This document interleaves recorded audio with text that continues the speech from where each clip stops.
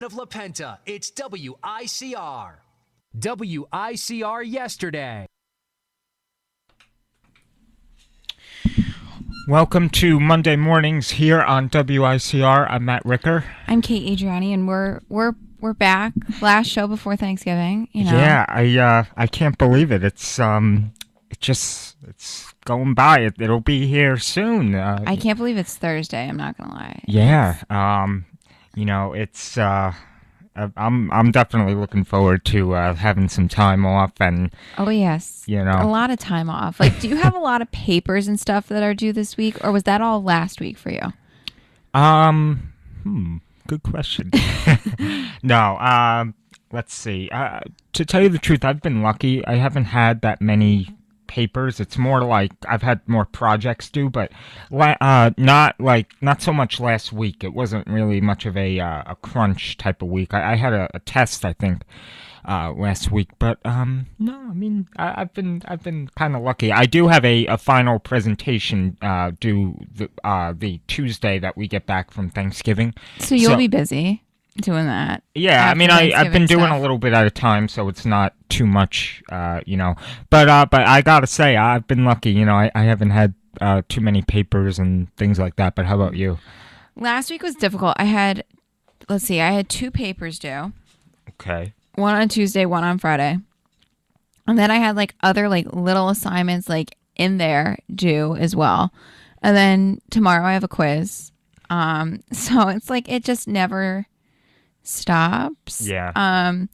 I think for me, I have a project due today for class. And then I don't have anything else until tomorrow. I have a quiz for journalism, and then that's it for the rest of my day. So it shouldn't be too bad. But no, when I come back, it's not all of the stuff I think was pretty much due before Thanksgiving. So for me, it wasn't. When I get back, I think I have a final project, I have a take-home test, and that's about it. Yeah. So it's not too bad. Yeah, that's. It's just all due on the last day of classes. So that's that's always stressful. The Facebook Live is acting up. Oh, fun! It's Monday, so of course it acts up. It's Monday, so yeah, just bear with us. Switch over to Ustream if you want. Yeah. So it was sort of a somewhat quiet, I guess, but not really weekend for news. First off is Mike Pence, the vice president-elect, went to go see Hamilton on Broadway this past weekend. And something interesting happened. The cast, I think it was at the end of the show. Yeah, it was at the end. I saw the video. It was nicely worded. They were not rude to him, so I don't understand why Donald Trump is so upset. Yeah, so basically what happened was at the end of the show, the Hamilton cast, had some unscripted lines, as they call it, according to the New York Times, and, basically just saying that, you should be upholding our values, and, all these types of political things, and hold on, I'm just pulling up. Oh yeah, so after this, Trump, of course, his primary form of communication took to Twitter, and the president-elect wrote in a post stating that the Hamilton cast had, quote, harassed Mr. Pence by making the statement and had been, quote, very rude. He also wrote apologize, and at the end of one of the 2 posts on this matter. And it was the actor Brandon Victor Dixon, and he acknowledged that Mr. Pence was in the audience, thanked him for attending, and we hope you will hear us out, end quote. And I'll just read some of the some parts of it. He said, "We, sir, We are the diverse America who are alarmed and anxious that your new administration will not protect us, our planet, our children, our parents, or defend us and uphold our inalienable rights, he said. We truly hope that this show has inspired you to uphold our American values and to work on behalf of all of us. And the Hamilton Twitter account actually tweeted the statement after. So if you want to see the whole thing, you could head over to Twitter at Hamilton Musical. That's their handle. The audience then broke out into an enthusiastic applause and cheers. Mr. Pence was leaving as Mr. Dixon began to read the statement from the stage. A show spokesman said that Mr. Pence stood in the hallway outside the entrance to the auditorium and heard the full remarks. Mr. Pence made no comment and was photographed smiling as he left the theater, but Mr. Trump, amid meetings on Saturday with possible contenders for White House and cabinet positions, inserted himself with the story with two Twitter posts, as I said. So, I mean, reading that, it's not that bad. It's not like they were calling him names or anything. They were just making a general statement.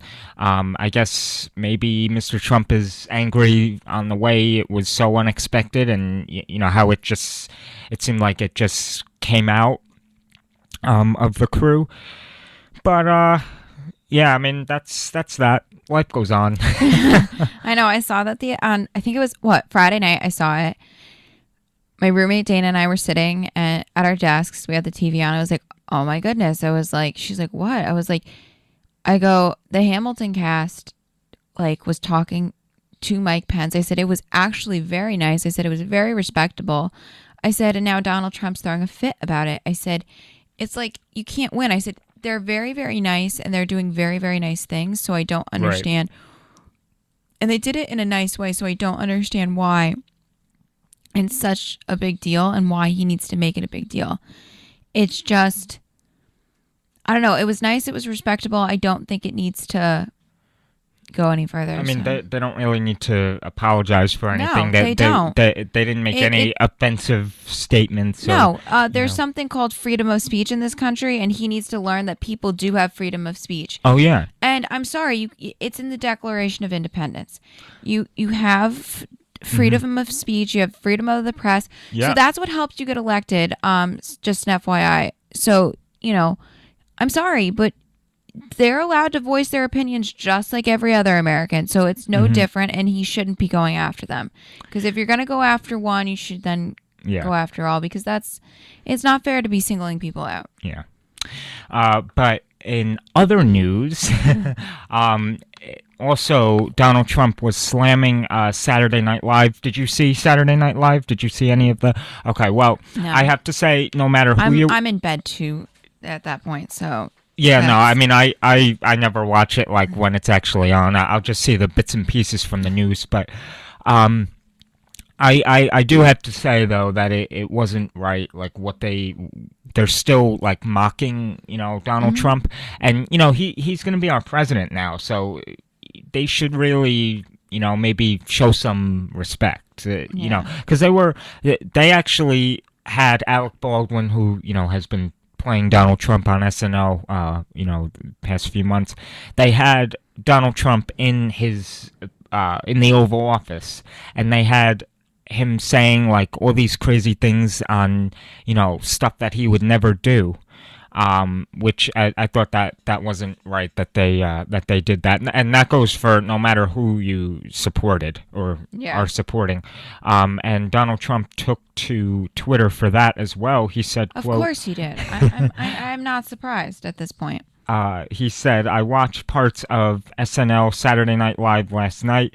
It is a totally one-sided, biased show. Nothing funny at all. Equal time for us? ? So yeah, I mean, there you have it with that as well. So those were the two little rampages on Twitter that happened over the weekend. But I wanted to give you an update on the president's cabinet. In case you haven't heard, Reince Priebus is the chief of staff.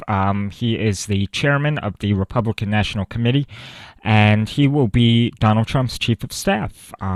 Oh yay! I'm like so over this and how they keep dragging this out. It's like I know.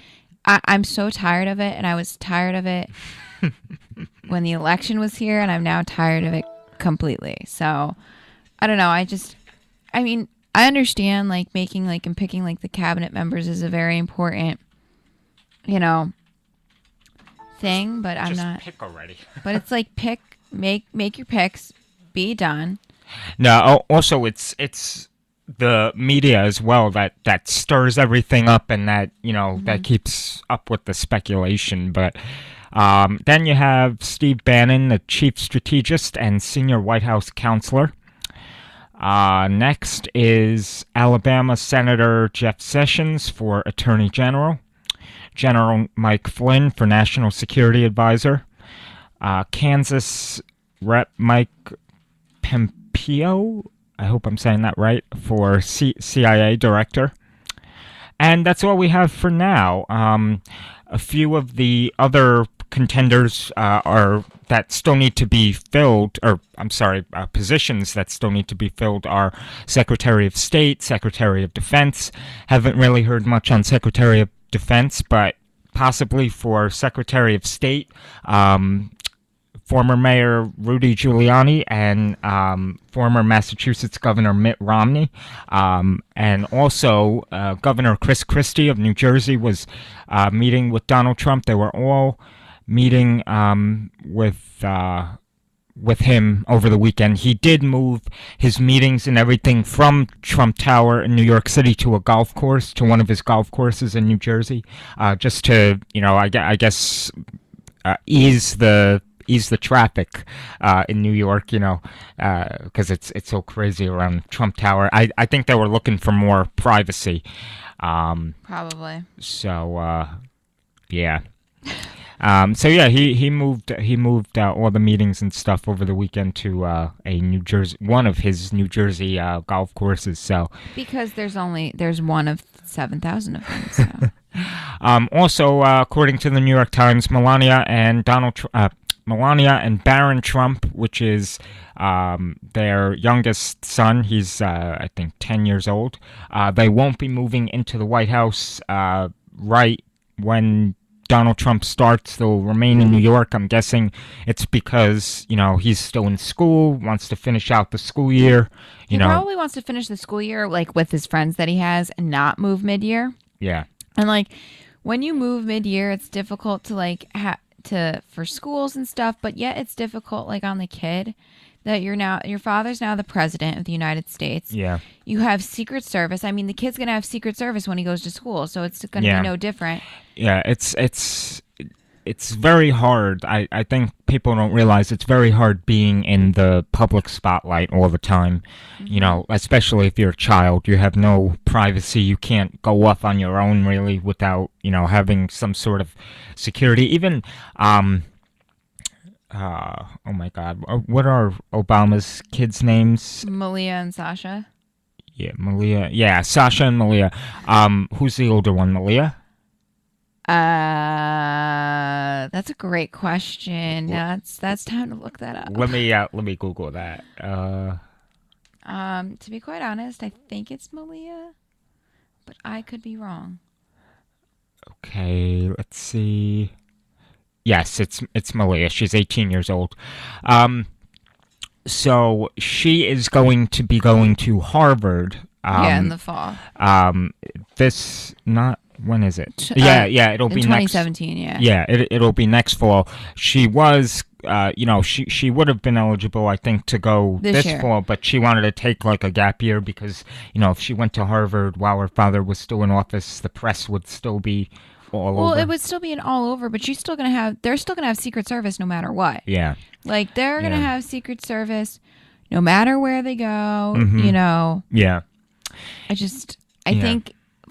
It's going to be difficult, like on kids once their parents are done with the presidency. Yeah. because you still have all of the, you still have Secret Service, you still have everything. So Yeah. it's not, it's still difficult. So Yeah. But yeah, but I think that's all the news that I have. Also the American Music Awards were on last night.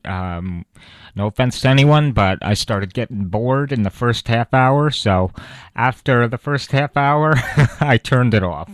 And I was texting Kate. We were going back and forth. I just didn't even watch it. So there's I was flipping. I was like, oh man, I ran out of Law and Order episodes on my DVR, so couldn't watch those. So I recorded some more. I watched, and we'll talk about this later in the show. But I watched 60 Minutes, the soccer report. I So we'll discuss that very eye-opening report. Then I was flipping, saw The Wizard of Oz, watched the end of that. After that, had ended, I was like, it turned back on. I was Yeah. like, this is great. Yeah, after that, I'm trying to think. Oh, I put After that, I think I went to bed. I put no. You watched Madam Oh, Secretary. thank you, Matt, for telling me what I did last night. Yeah, I watched Madam Secretary, and then after that, I went to bed. Yeah, we can tell I'm exhausted today. So. And then I watched Impractical Jokers, and then I watched Family Feud. So then I went to bed. So yeah, Sunday nights are kind of slow when it comes to TV, I think. Yeah, I think they are. Like TV is just a difficult. It's not difficult. It's just it's I don't know. It's a pain. All right, so we'll take a quick break, and when we come back, we'll have some more things to tell you. Dancing with the Stars, and a story that we saw on 60 Minutes last night. So stay with us. Thanks for joining us, and we'll be right back.